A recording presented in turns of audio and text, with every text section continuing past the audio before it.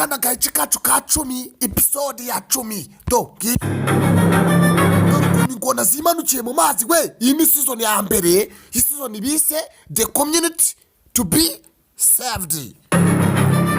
Ingona ziri mu mazi hano kino kirwa, hari abantu barimo bagendamo baza ntago bazi biri kwegera, ntago bazi biri imbere yabo, ntago bazi biri imbere zabo we.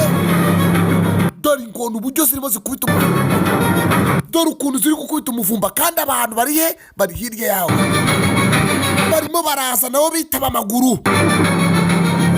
Kumbe agace kamwe kuri episode ya 9 hari agace abantu barimo bagenda bambukira ku migozi bageze imbere, hari icyo bikanze. Dore abantu bari mu mazi wabonye, dore ukuntu bari kuza biruka we. Kumbe nyuma yabo hari ikirimo, dore nyuma yabo ikihari we, dore nyuma yabo igihari. Dore krokodile ziri hagati, inyuma hari abantu bari kwiruka, imbere hari abandi.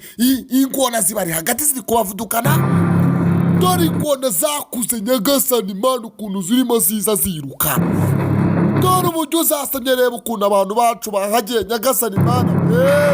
Dore ingona ukuntu ziri kuza nyagasani, dore mu kanwa kazo nyagasani. Abantu bayobeye hano kuri iki kirwa, indege yakoze impanuka bagwa hano kuri iki kirwa, barangije batangira kugenda batembera batarasa bareba ibyo ari byo. Dore ibyo bahuye nabyo, dore cyitwa ingona zakabye, ingona zararakaye zarasamye we. Harano guhita ugwamo. Kumbe agace barimo harimo icyitwa dinosaur, nyagasani mana. Dore dinosaur we, uburyo ziri kwirukanka we. Ariko nta bintu turi kumva bisakuza hano hirya gatoya, gwira tugende tujya kureba imbere. Abantu barimo biruka bahunga ingona, kumbe imbere yabo hari dinosaur, nyagasani.